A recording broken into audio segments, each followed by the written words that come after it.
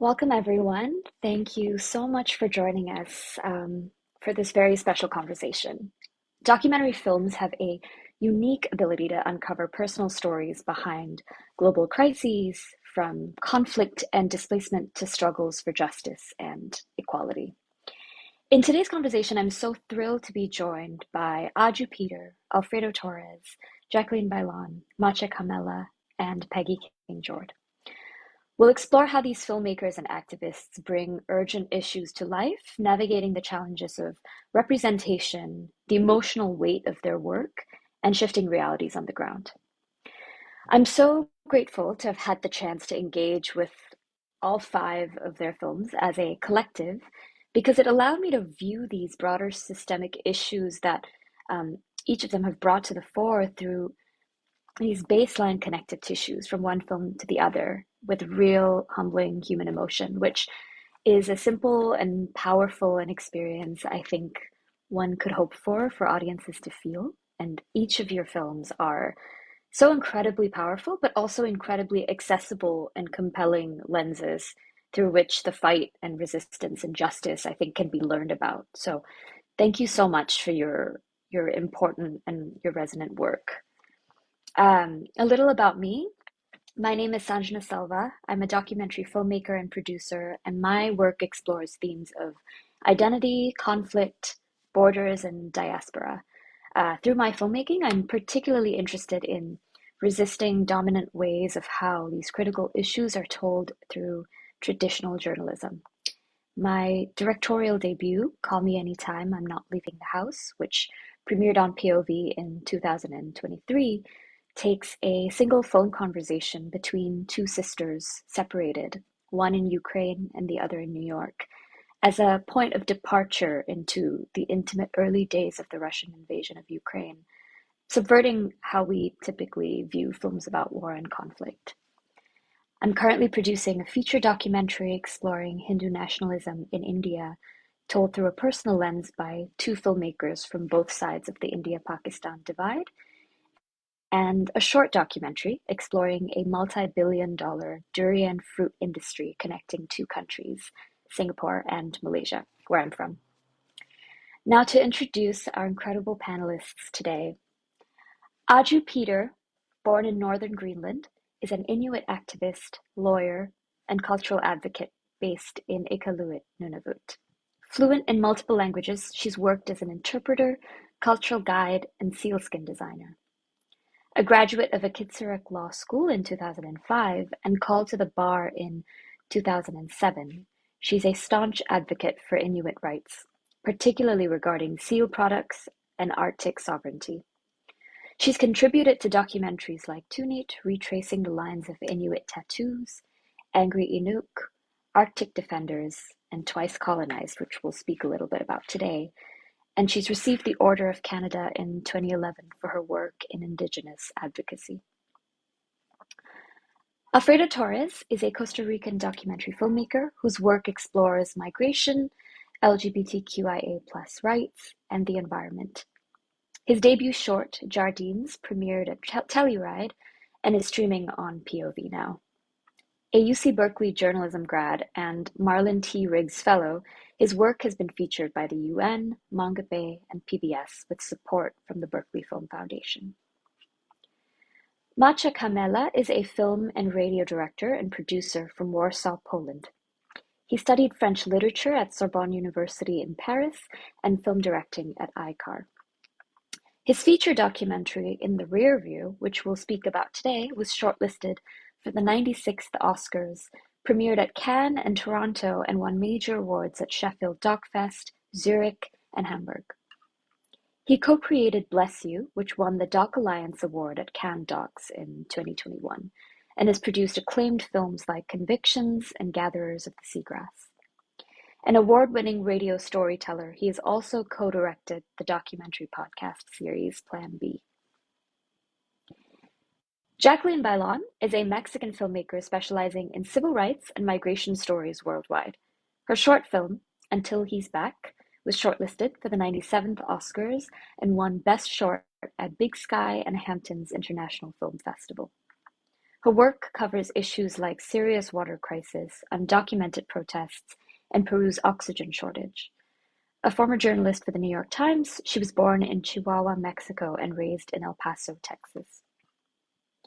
And finally, Peggy King Jord is a Harvard Loeb and Consulting Penn Scholar and the founder of King Jord Cultural Projects, specializing in preservation, cultural heritage, and memorial design.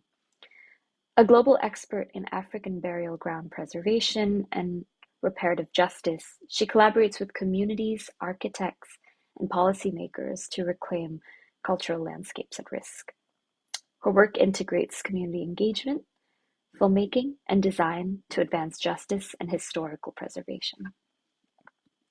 Now, before we begin, I'd like to take a moment to also thank our partners for co-presenting today's conversation. Thank you to Cinema Tropical, Blood Public Media, Razum for Ukraine, and Brown Girl Stock Mafia. Now, before we kind of start speaking, I want to be, candid with you all that I was thinking about how to structure this conversation between us and with these five incredible films. And these themes that you explore are so huge and can feel sometimes like abstract entry points into having generative, meaningful conversation. Colonialism, racism, the isms. But I think I settled on how important it is to explore the kinships between the themes that you've explored and the processes and how you came to make these films. Um, and I think while all of your films address trauma and systemic injustice that's happened in the past, something that rose to the surface is how the medium of film, I think, allows us this powerful tool to disrupt this settler colonial almost logic of time and linearity and also evoke possibilities for the future that all of your films are really meaningfully doing. How does film allow us to speak to the dead, like your film evokes, Jacqueline, and reclaim painful histories and memories that have been silenced, like A Story of Bones does, to commune with these very real fights in the present, as we see Aju do in Twice Colonized, and we see you contend with Machek as you help to evacuate folks across the border, and also focus in on these specificities and particularities of human experience without collapsing them, like through these niche, nuanced portraits that you evoke in your film, Alfredo and Jardines. So actually, I'd love to start with you. I was so curious watching your portraits of these different folks that we meet along the way in Jardines, of exploring this question of trust and access in all stages of the production of your film. So we meet all these different individuals and we stay with them for little bits along the way in Jardines, in one of the few LGBTQ shelters that you filmed in Tijuana. And your portrayal of them is rendered with such compassion, I felt. I don't love the word like humanity because we're not depicting the humanity of our participants when we're making human films. What are we even doing? But I think you've created like intimate windows into their lives with very vulnerable moments. Like this moment where one of your participants, for me, that really struck me was one of your participants describing how he found out that his mother had just passed while he was waiting for his asylum case to be processed. And um, we get a window into that incredibly traumatic moment that he's narrating to his friend. And then you have all these really haunting still images or portraits of different asylum seekers along the way that I think in general society are rendered quite invisible sometimes. So I'd love to hear you walk us through the process of gaining access into this shelter, into your participants' lives, and really kind of working with them to gain their trust.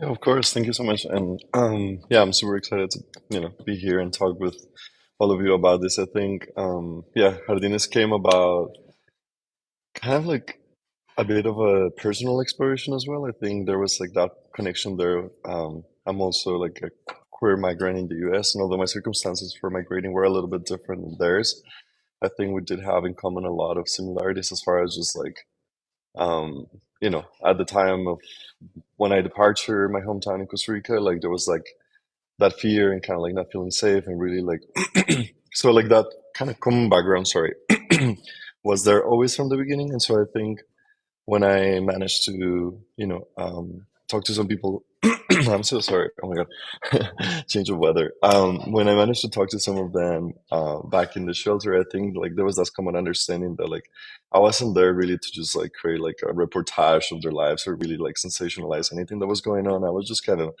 checking in and saying, "Hey, how's it going?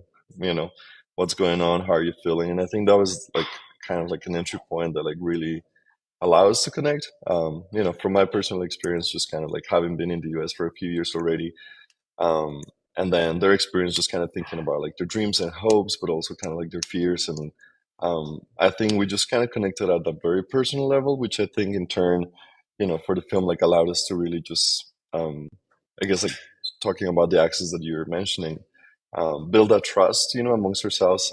I was there multiple times um, and like for long periods of time, for like the whole day and stuff. And so I think that really also allowed me to just, sit with them and kind of contemplate a little bit like what it feels like to be there with them, just, living their lives. And I think um, that was like a very important goal that I had. Like I didn't really want to just go and do an interview and leave. Like I think it was very important to just sit with kind of like the discomfort and like the waiting times are so long and like that kind of um, period of just being in limbo was kind of like the goal of like to portray in the film. So I think that came about like that. And then as far as just like the portraiture, I think when we think of subjects that have been historically like um, either racialized or kind of like portrayed in some certain ways that like I think when you're like a migrant, I think you're like for a long part of the process you're always like stripped of your ability to like portray yourself, right? Like you have like these like mug shots that tend to be very much like very stark and like kind of like evilizing like the subject. And I think you have passport photos. Like portraiture is such a big part of migration. I think um, the kind of like one thing that we wanted to do with Jardines was to also just like allow us, especially also like as queer people. I think historically there's been like um, all this like in portraiture we found like a way of also like creating our own realities and kind of like deviating from how society wants us to be portrayed and just kind of choosing our own like like our own beauty, our own light, like our own outfits, whatever it is. And I think that was like kind of the inspiration. Like I wanted to separate, like offer a chance to create like those portraits that like at the end of the day, like in the film allow us for like some contemplation and sort of like breaking a little bit the narrative a little bit, but also at the same time just create an opportunity for like just like more candid moments to just look at ourselves and in the ways that we want to be seen, I think. I love how you mentioned portraiture as being a big part of migration because it's so true, like the depiction of mugshots and facial recognitions and surveillance as just a constant through the process. But um, it's allowing me to see your work in an interesting way of reclaiming that as like a tool of power and self-expression, self identification, where the state is so used to identifying someone. Um, Exactly, yeah.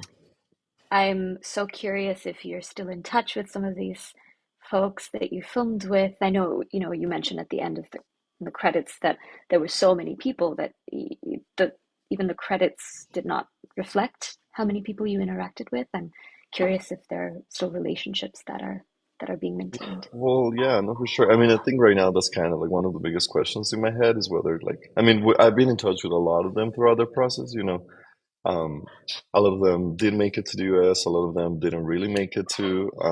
So it's kind of, I think there's specifically for the people who are in the US currently, like, with like like ongoing policies and sort of like this like constant attack and legislation really targeting like our communities. I think there's been like a lot of fear coming from a lot of the participants as far as just like, am I gonna be able to stay here? Like, kind of the lives that they're starting are kind of on hold and like, haven't even been able to take off. And so I think um, that's kind of a question that I ask myself, kind of like, do I want to continue? Because it is such an important story to tell. Yeah, there's so much at stake right now for a lot of them. And so I think I'm trying to be a little bit more careful about how to go, if there was like a part two to this, like how to really go about it in a way that feels like kind of like adding something. new to the discourse because we know what's happening. We know the legislations. We see it every day, and I think it's very tiring and exhausting being part of the community and sort of like feeling so helpless. But at the same time, like our duty as documentary filmmakers is like how to not let this be off the record, like really like capture the moment. So I am in touch with a lot of them and kind of currently trying to figure out if we want to create something together and something that feels perhaps not so hopeless, but a little bit try to find another angle to it. So we'll see. But yeah, they're all everywhere. Maciek, to explore this question of trust and access from your perspective, in the rear view, as you've described it, is a sort of refugee road movie. And it really feels that way in the way it immerses us immediately into the experience of Ukrainian folks fleeing to safety. It's the onset of this war. Um, and there's this kind of like punchy urgency where you're navigating landmines and checkpoints, but also in this tight, intimate space of the car, these incredibly vulnerable conversations about their personal lives rise to the surface.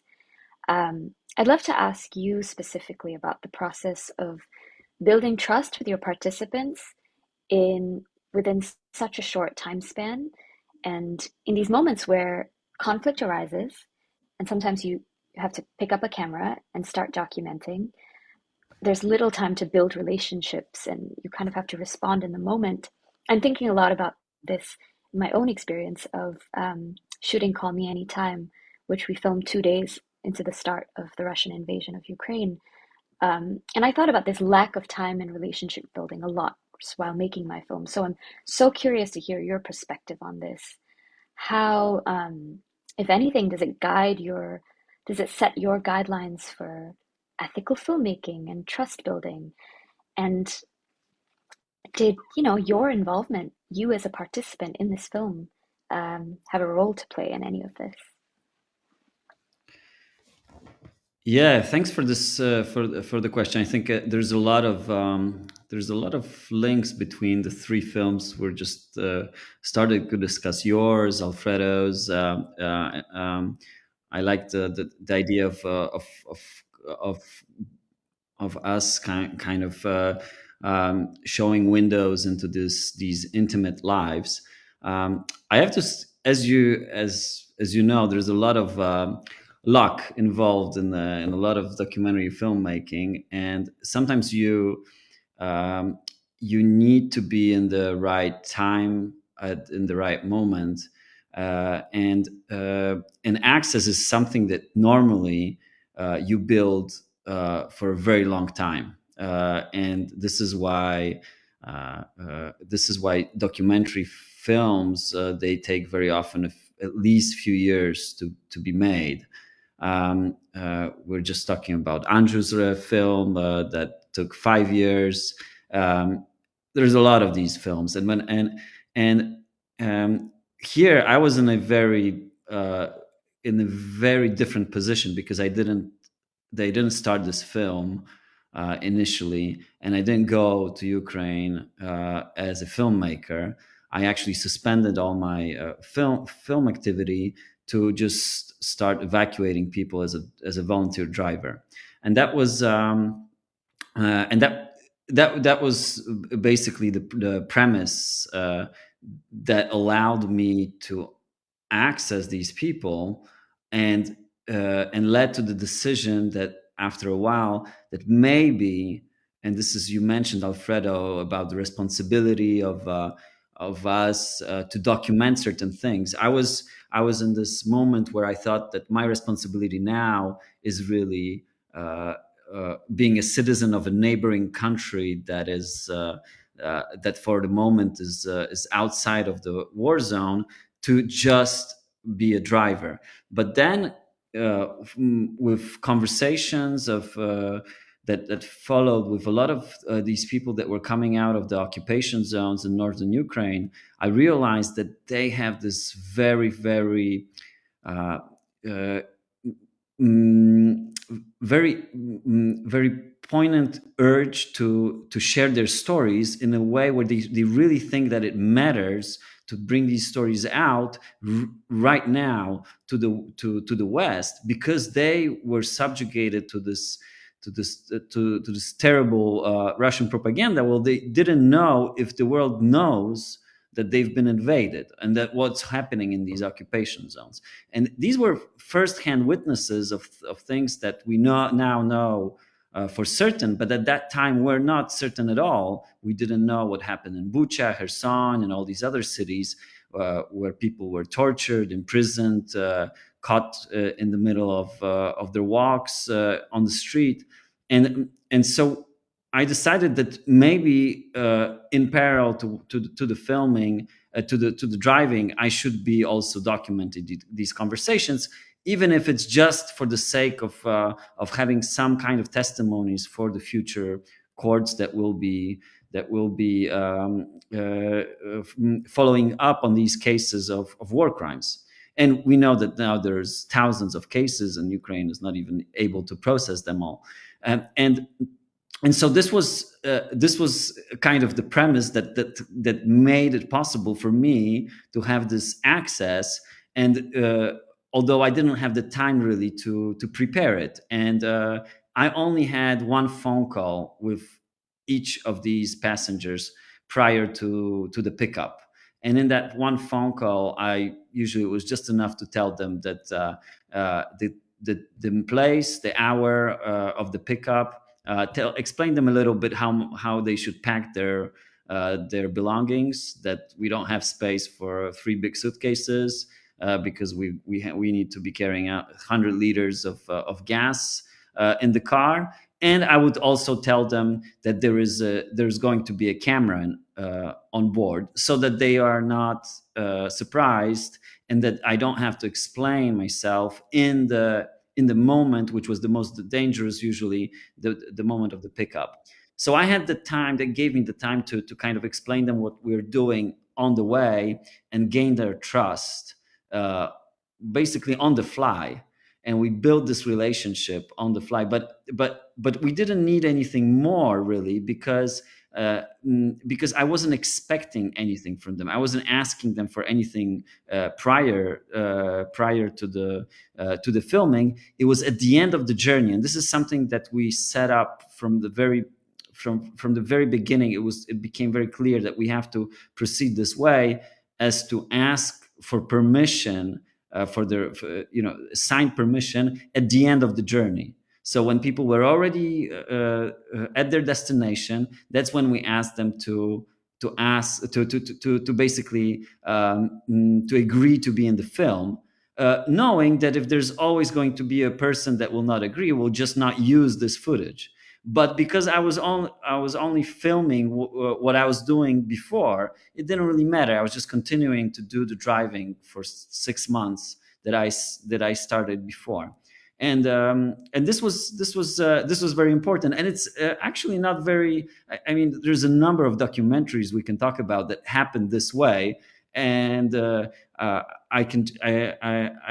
I just think of this great film that was a short made by the firefighters who were rescuing people at 9/11.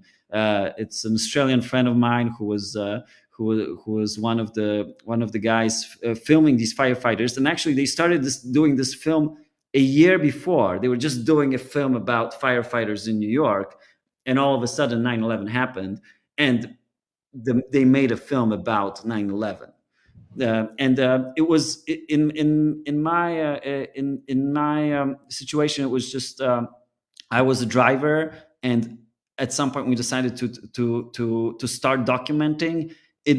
We understood very quickly that it became important that the camera doesn't really disturb the intimacy of the car, which was that window to the intimate space, and a little bit different approach to that beginning of the invasion than your film, Sanjna, because a lot was happening on the phone calls. Here we were, the phones were also very important. Everybody was on the phone all the time, but we were kind of with these people in their very, very intimate moment, where they were sometimes just by themselves, looking out the window and realizing that they're becoming refugees. And this is really what this film is about.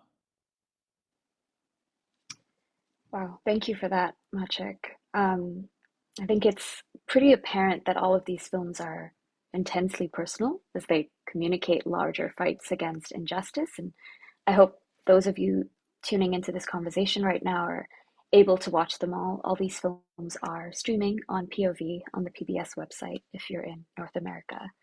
Um, Whenever I speak with filmmakers about socially engaged filmmaking practice, I'm always so curious as to what leads them at the start of their journey, if the end goal is always social change necessarily, and if you craft an approach to your filmmaking through that lens that's derived from the outcome that you seek. And Jacqueline, I'd love to turn to you next in talking about Until He's Back, which um, is about a Moroccan father named Ahmed who works tirelessly to retrieve his son Yahya's body, who's drowned at sea, making the perilous journey that tens of thousands of people die yearly making across the Mediterranean into Europe. Um, I read your director's statement about your incredibly personal connection to this journey on the other side of the Atlantic, with you and your mother's journey to the US when you were a child. Um, I'm thinking also so much now about the current administration and the climate in which your film is public and out in the world, and the context in which it's going to be viewed through around border control and immigration. Um, your film is such a powerful look, I think, into a family's life that's torn apart by grief, but also the aftermath of such terrible policy and what happens when borders get tighter and protocols for obtaining visas get harder, but economic and climate conditions persist and push people to seek opportunities elsewhere. So it's such a strong sort of social message. My first question for you is, were you thinking about impact or social change or policy change necessarily as you began making this film and followed this journey? Um, and also, how do you see your film sort of existing in this climate today? And who do you hope that it reaches? Yeah, thank you so much for the conversation. I'm honored to be here among all of y'all.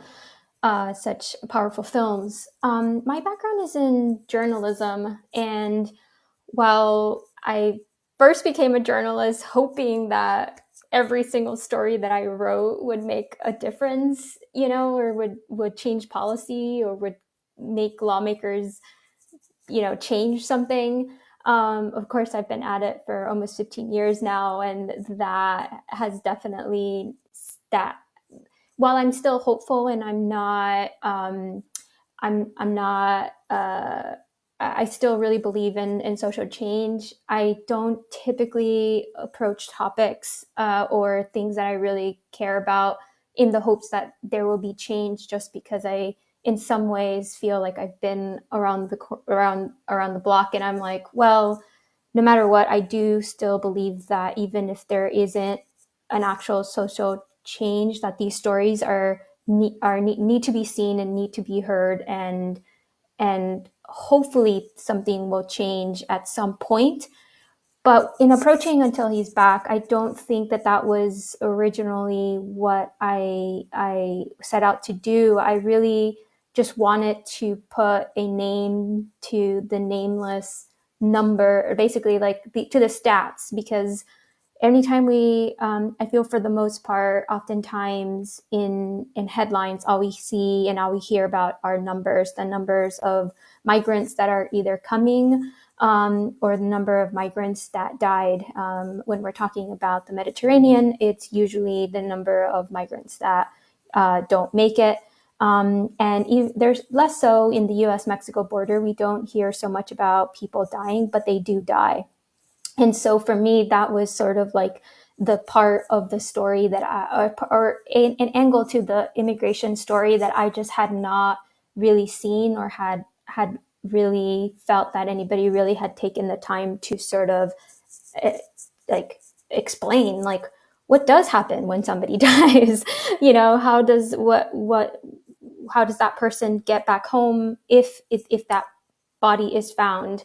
And then I think the most disappointing part of this is that when somebody does die, especially in the ocean, there's not really a rescue mission, or there isn't really anybody going out looking for people who have lost their lives. The focus is usually on people who make it, or people who are alive, which is obviously incredibly important. But to me, I wanted to turn the lens to people who don't make it, and the fact that they deserve dignity and that they deserve respect, and we need to know who they are. And so I did that through the father, through a father grieving, and I also sort of like really wanted to show what the power of closure and what that can do for a person. And so with the current administration in the United States, again, we're going into a situation in which immigrants are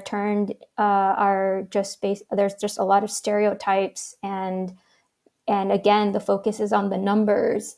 And to me, I really hope that my film just like brings names, or at least inspires people to understand that an immigrant is a human, is a person that has a name, and they sort of deserve a chance, whether they make it or they don't.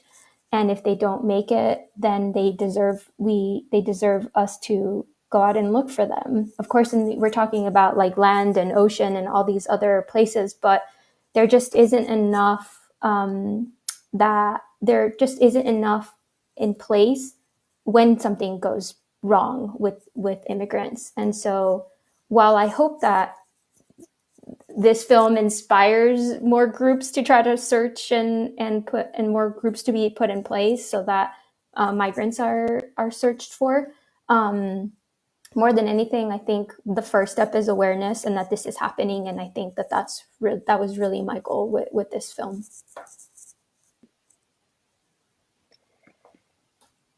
Thank you so much. And I think that resonates so deeply, but as well, I think your personal connection to this story shines through even in your journalism, and the two complement each other in to create this really beautiful work. Thank you. Aju, I'd love to speak with you now in the vein of your position in Twice Colonized as a collaborator, but also as a protagonist and a participant whose life is very much visible on screen. I'd also like to acknowledge that Twice Colonized is the first Inuit co-production across colonial borders. And I love how in messaging about the film, it's described as a film by Lynn Aluna, lived by Aju Peter, where your role in the film as an active protagonist is there's agency in shaping the directorial narrative and the voice of this film.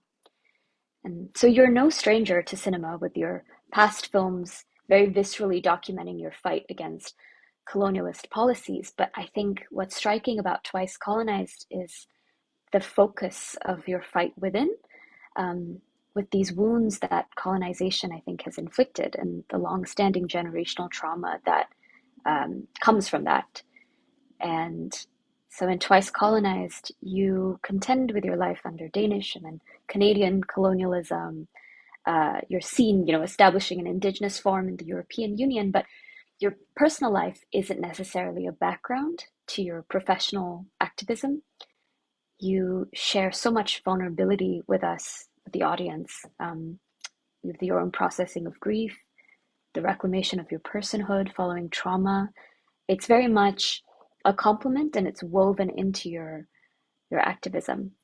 And so I'd like to sort of turn a similar question on you, but in your position as a protagonist and living your life on screen, how you were thinking about your legacy and this film as a tool for social change, and what you hoped that sharing so vulnerably with audiences would bring.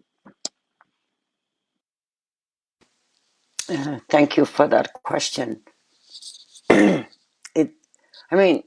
colonized and having lived under the colonial rule, that trauma was passed down. So we were already born into the trauma, and to a traumatized parents, to a, a life that was set by somebody else who doesn't speak our language, who doesn't have our culture, and then to be moved to a place where I lost both my language and my culture because the people in charge didn't think it was important enough for me to learn my own language and have my own culture alive. So I blamed myself, and I think a lot of young people and people who have lost their own language and culture end up blaming themselves. I should have learned. I should have been this.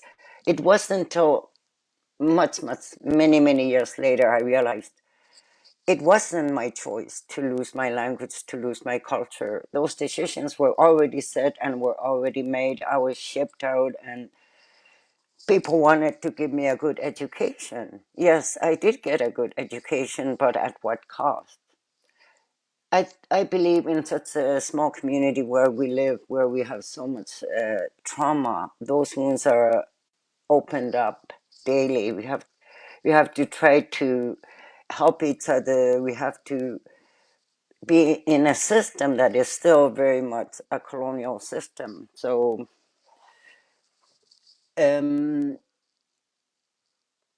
I find it hurt. But then when Aluna wanted to make this film, I had to tell her that it had to be a real. It had to be all the sorrow and all the pain and all the happiness and all the dancing, which is part of being human. We can go through a lot of trauma and we can go through a lot of learning. All these things as humans we are capable of, and I think we have to do that. Being able to survive in the Arctic for thousands of years, we always had to see the glass half full. We always had to, our minds always had to survive in this harsh environment, but also thrive, have fun, and do great things, even though we live with these realities. So I think it would inspire people that you can go through difficulties, but there's so many possibilities. You don't need to be stuck there. You can use all that as an energy to propel yourself and do many great things. Thank you for that. I think that's such a powerful way of looking at the way that a film can exist in the world after it's made. And it's also such a privilege to hear from you, and soon we'll hear from Peggy as protagonists and participants in these films and these narratives who are actively shaping these narratives. Um, Peggy, I'd love to speak with you next as in your work as a participant, but also as a producer of A Story of Bones, um, which, as a producer myself, I know it's not a title to take lightly. It is work. It's very much filmmaking. And I think something so vital about your role and what you do and how you move through the world is your consistent championing of how we choose to remember our past and reclaim memory and history, and how that very much shapes the future. Um, and that's something I want to kind of move us into thinking in this part of the conversation is how can film as a medium be used to contend with the legacy of historical memory and trauma for the future. Um, there's a scene in A Story of Bones that is so striking to me, which is this moment that where you and Anina view an exhumed braid from one of the buried individuals in the film, and this past that's literally been buried for generations and generations, is brought back so suddenly into the intimate proximity of the present, and you're left to deal with it and the aftermath of it. I'm really interested to hear your thoughts about the forward-looking role of history and historical awareness. Um, and then a second part of that question I have for you is um, how you've sort of reckoned with these histories that can also feel very personal to you and your legacy, and how you move through that space as a participant of that film. Thank you. Thank you for that question. I was moved by what Jacqueline said. And Jacqueline, you said the power of closure, and you talked about bodies in the water, which is to me this story around forced migration of enslaved Africans. To me, it's clear what the power of film is. Anything that's visual is incredibly powerful. People aren't relying on your words. They're actually seeing. You may say something, but then they see the image. And I would say that moment where I see the braid with the beads, there's nothing more real than seeing someone's hair and recognizing and imagining and projecting in your own mind the braids of a girlfriend, or as a child, or you braiding your own hair. And so it makes these individuals real. People often, and I have to sort of frame where I'm coming from. I come from Southwest Georgia. I was born into the American apartheid. And so this work that I do is very much tied to sort of trying to complete my own story. And so bringing closure to this story around the transatlantic slave trade, forced migration, and recognizing, though I worked on America's first national historic landmark 30 years prior to Anina, the main protagonist in our film. 30 years prior to her, I worked on this, and I was sort of seeing her. It was like a time travel, seeing her sort of go through the same things that I was sort of going through.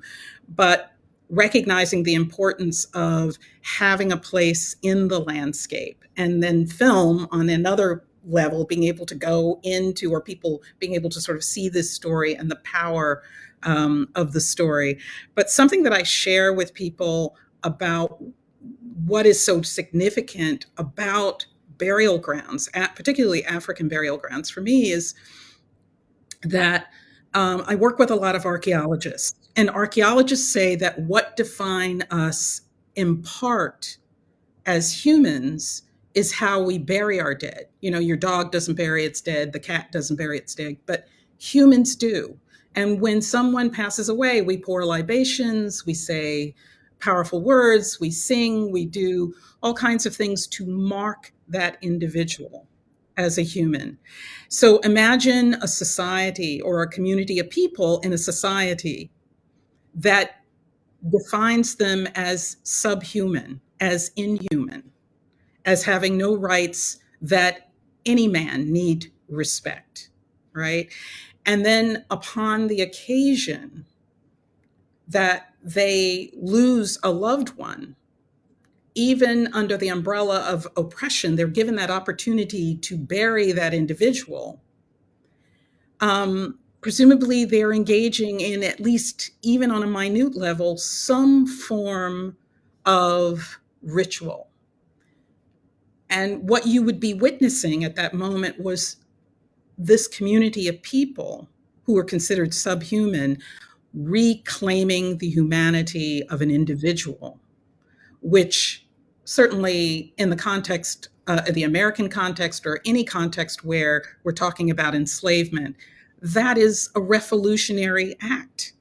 That is a revolutionary act of remembrance. And so whether that the remains are there in the ground or not, the power is in what actually happened there as a burial ground, as a form of resistance. And so the work that I do in that moment in the film where we see these remains, it makes visible the invisible, and it makes real these individuals who deserve, as Jacqueline said, respect and remembrance. Particularly in a context where communities globally have to challenge, the thinking that perpetuates historical inequities, which is what preserving these burial grounds are all about. So I don't know if I answered all of your question, but the power of a story of bones and being able to speak to, and the importance of being able to connect the dots across the Atlantic, because I'm a descendant of enslaved people. So working on that project, I was the only descendant of enslaved people working on a story of bones. So I was coming from a very, very personal place in working on this project, and seeing the burial ground on the island of St. Helena as an extension of my history, though I couldn't necessarily connect myself through bloodline, direct bloodline, but certainly historical trauma, historical significance was deeply connecting for me. Thank you for that. We are about to wrap up in a little bit, but just before we do, I'd love to throw this question out there, or rather this provocation to end us on. And it's about the burden, I think, of um, film sometimes, and social justice film being this antidote for crises. And I'm curious for the different perspectives in the room, the perspectives of Aju and Peggy, being participants and cultural workers and activists. On your end, how do you grapple with these sort of burdens of your work and this sort of um feeling like your work resonates and needs to solve or tend to a certain crises, and how you also make time for yourself through that? And for the filmmakers in the room, I think, how do you sort of balance this juxtaposition of making films that are evocative and thought-provoking, but contending with also working within an incredibly capitalistic industry and contending with the pressures that our industry demands of us sometimes. So, whoever would like to start, Aju or Peggy, Jacqueline, Alfredo, Maciek. Well, I feel that the work that I do, I mean, how I grapple, I don't grapple actually.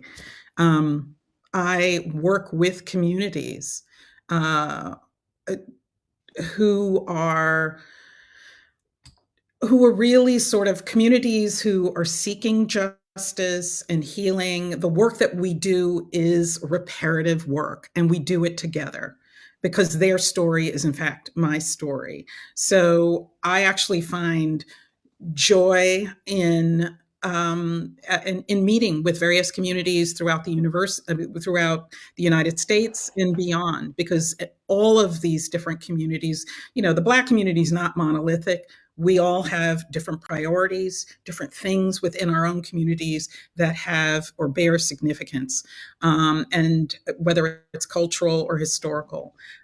So I find it rewarding and enriching. And I'm learning as much along the way, working with various communities, trying to confront the challenges of historical injustices and work and repair.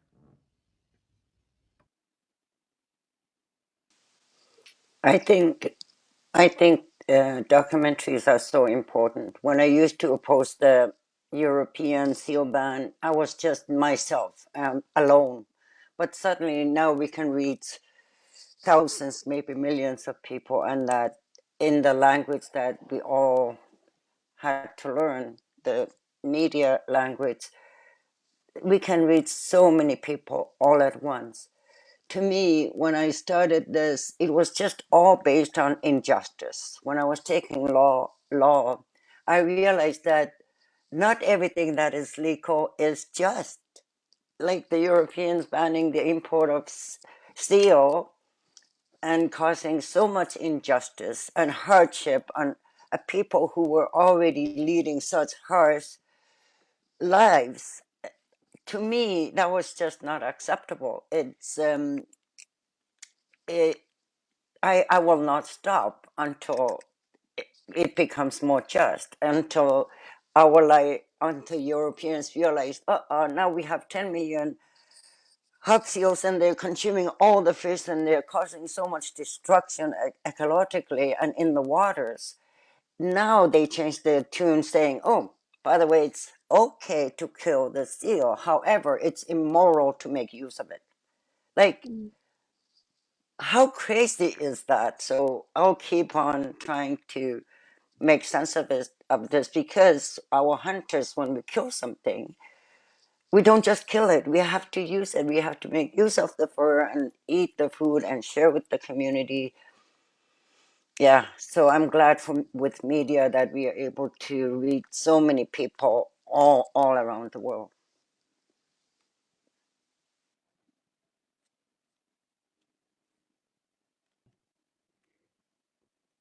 Well, I can just jump in terms of what you said about the difficulties of getting through with our documentary films in today's world. We all know it's not getting easier every year, especially for the type of documentary films we make. But it's still possible, and not to overvalue the impact of an individual film. In a whole, we can say, and we have a lot of case studies of films that have had a real impact on reality, that have led to major fundraising. It's That happens, and that's possible. Our film is probably one of many examples, and we've learned with it a lot uh, how well structured distribution is crucial for that. And of course, public broadcasting is really important. That is not always present in all countries, and fortunately, there's a number of European countries that still have major public broadcasting that finances documentaries. But just to give you an example, in terms of distribution, we had a cinema distribution in France, and we did 100 collaborations with associations in that distribution campaign. So 100 different organizations that participated in some way in the screenings. And it's super important to this type of activation. Of course, it varies from country to country. There's some countries where it's increasingly difficult to come out to go into cinemas with documentaries, but it's still possible. And it's just another piece of work that in another year we have to very often add to the production of the film. And I think it's sometimes worth it if you can see that it produces results. So I'm positive that this will stay an important medium, and regardless of the changes that are happening around the world in terms of the capitalization that you mentioned.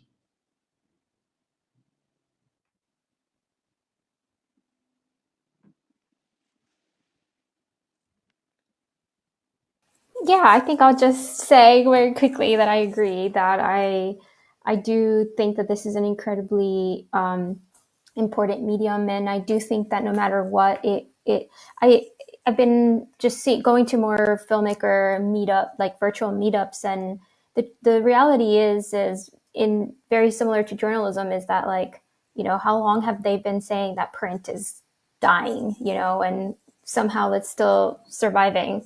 Same thing with documentary. It's just like, you could think of it that there was a golden age of documentary, but there are some, diehard documentary filmmakers that are like, oh, there was never a golden age. Like, it's always been very difficult. And I do think that no matter what, like, if we're really passionate about about what we're doing, that we're going to find a way to continue doing it. So yeah.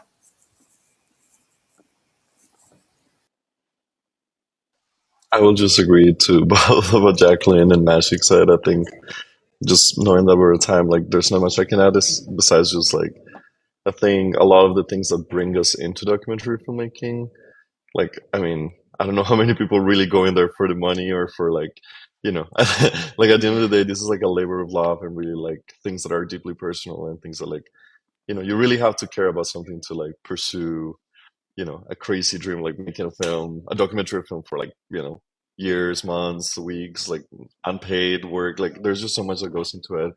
And not just romanticize it. It is extremely unsustainable, but I think um I mean, I don't know, personally still trying to figure out like that balance, but at the same time it's like knowing that like the, if you pursue this it's because you truly care about something. And I think, I feel like that's kind of where I tap into at the end of the day is like if I really want to pursue this, like, I don't know anybody who's really in here for like the market and like the money and the funds. Like unfortunately that's the reality, but I don't know, like life is much more than that. And I think our stories and the stories that we pursue, like, they have a lot of significance and means a lot to like a lot of people. And so I think that's where the satisfaction comes from. Yeah, I'll just say, Jacqueline, something you said resonated where, we've been hearing that print journalism is on its way to death for years and years, but the medium does persist, and the people that write important stories do keep doing the work. But I would just add, it's at a time where arts funding is especially critical, and misinformation and the weaponization of fact is just all pervasive, I think. Um, I'm grateful for platforms like PBS and POV that offers free, accessible media across the country, um, especially in this climate. And it's just, we need more funding and we need more resources for filmmakers and participants to lead successful or sustainable, even just sustainable livelihoods, making the work that they're making the way that you have, and telling these really vulnerable stories and giving so much of yourselves to these screens. So thank you all so much for joining me in conversation today, for being in conversation among each other. Um, it's been really inspiring for me as a filmmaker to be able to engage with your work. So I'm so grateful to have been able to moderate this conversation. Thank you to everyone watching, who's tuned in. If you're watching this live, if you're watching this after. Today's conversation was brought to you by POV, television's longest running showcase for independent nonfiction films. Known for its intimate, unforgettable storytelling, POV highlights timely stories that put a human face on pressing social issues. Now in its 37th season, POV continues to inspire and engage audiences on PBS. Catch the latest films, including all 5 of the films we've talked about today, and explore the power of documentary storytelling. Thank you so much, everyone. Take care. Thank you.